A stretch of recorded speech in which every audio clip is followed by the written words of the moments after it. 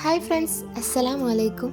ജീവിതത്തിൽ ഒരിക്കലെങ്കിലും പലരും നേരിട്ട ഒരു അവസ്ഥയാണ് നമ്മൾ പറഞ്ഞത് മറ്റുള്ളവർ തെറ്റായി ധരിക്കുന്ന ഒരു അവസ്ഥ, അതായത് തെറ്റിദ്ധാരണ. നമ്മൾ ചിലപ്പോൾ നല്ല മനസ്സോടെ പറഞ്ഞാലും നമ്മുടെ മുന്നിലുള്ളവർ അതിനെ വേറെ രീതിയിലായിരിക്കും കരുതുക. ഇത് നമ്മെ ഒരുപാട് വേദനിപ്പിക്കും. പക്ഷേ ഇസ്ലാം നമ്മോട് പഠിപ്പിക്കുന്നത് ശാന്തമായിരിക്കുക, സഹിക്കുക, നല്ല ഉദ്ദേശം കൈവിടാതിരിക്കുക എന്നതാണ്.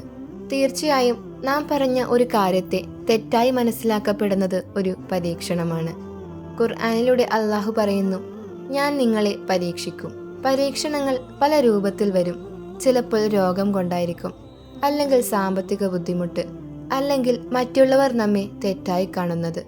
പ്രവാചകൻ സല്ലല്ലാഹു അലൈഹി വസല്ലമയെ കുറിച്ചും ആളുകൾ പലപ്പോഴും തെറ്റായി പറഞ്ഞിരുന്നു. മാന്ത്രികൻ, കള്ളൻ എന്നൊക്കെ ധാരാളം പേർ പ്രവാചകനെ തെറ്റിദ്ധരിച്ചിട്ടുണ്ടായിരുന്നു. എന്നാൽ പ്രവാചകന്റെ മനസ്സ് പതറിയില്ല. കാരണം നബി അള്ളാഹുവിലാണ് വിശ്വസിച്ചിരുന്നത്. അപ്പോൾ നമ്മുടെ വാക്കുകൾ മറ്റുള്ളവർ തെറ്റായി ധരിക്കുന്ന സന്ദർഭങ്ങളിൽ നമ്മൾ ചെയ്യേണ്ട ചില കാര്യങ്ങളുണ്ട്. ഒന്ന്, നമ്മുടെ ഉദ്ദേശം ശരിയാക്കുക. അതായത് നമ്മുടെ വാക്കുകൾ നമ്മൾ പറയുന്ന സമയത്ത് നല്ല ഉദ്ദേശത്തോടെയാണ് പറഞ്ഞതെങ്കിൽ നാം ഒരിക്കലും ഭയക്കേണ്ടതില്ല. മറ്റുള്ളവർ അതിനെ തെറ്റായി ധരിച്ചാലും അള്ളാഹു നമ്മുടെ ഹൃദയം അറിയുന്നവനാണ്. 2, ശാന്തമായിരിക്കുക. പലപ്പോഴും വീണ്ടും വീണ്ടും വിശദീകരിച്ചാൽ പോലും അവർ ഒരിക്കലും മനസ്സിലാക്കിയെടുക്കണമെന്നില്ല. അപ്പോൾ അവിടെ മൗനമാണ് മികച്ച ഉത്തരം. 3, വ്യക്തമായി സംസാരിക്കുക. ചിലപ്പോൾ നമ്മൾ വ്യക്തമായിട്ട് പറയാത്തത് കൊണ്ടായിരിക്കാം മറ്റുള്ളവർക്ക് അത് തെറ്റിദ്ധാരണ ഉണ്ടാക്കാൻ ഇടവന്നിട്ടുണ്ടാവുക. അതുകൊണ്ട് തന്നെ നമ്മളൊരു കാര്യം മറ്റുള്ളവരോട് പറയുന്ന സമയത്ത് അവർക്ക് സംശയങ്ങൾ ഇടവരാത്ത വിധം വളരെ ക്ലിയർ ആയിക്കൊണ്ട് തന്നെ സംസാരിക്കുക. 4, ദുആ ചെയ്യുക. അല്ലാഹുവേ, എൻ്റെ വാക്കുകൾ ശരിയായി കേൾക്കപ്പെടാൻ സഹായിക്കണമേ എന്ന് മനസ്സിൽ എപ്പോഴും പറഞ്ഞുകൊണ്ടേയിരിക്കുക. പ്രവാചകൻ സല്ലല്ലാഹു അലൈഹി വസല്ലമ പലപ്പോഴും തൻ്റെ നാവിന് ഹിതം ഉണ്ടാകണമെന്ന് പ്രാർത്ഥിച്ചിരുന്നു. തീർച്ചയായും നമ്മുടെ ഉദ്ദേശം ശരിയാണെങ്കിൽ, അല്ലെങ്കിൽ അതിൽ നന്മയുണ്ടെങ്കിൽ, മറ്റുള്ളവർ നമ്മളെ എങ്ങനെ തെറ്റിദ്ധരിച്ചാലും നമ്മുടെ മൂല്യം അവിടെ കുറയുന്നില്ല.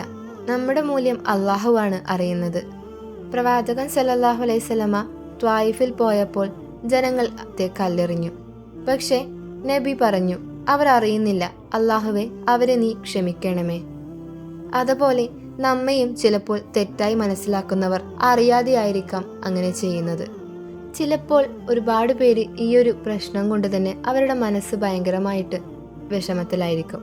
അതായത് ഞാൻ പറയുന്ന കാര്യമല്ലല്ലോ മറ്റുള്ളവർ ചിന്തിച്ച് മനസ്സിലാക്കുന്നത് എന്ന് വിചാരിച്ച്. അപ്പോൾ അവരുടെ ലൈഫിൽ ഇൻക്ലൂഡ് ചെയ്യേണ്ട ചില ടിപ്സ് നമുക്ക് നോക്കാം. 1, എല്ലാവരെയും സന്തോഷിപ്പിക്കാൻ വേണ്ടിയിട്ട് ശ്രമിക്കേണ്ട. അതൊരിക്കലും സാധിക്കില്ല.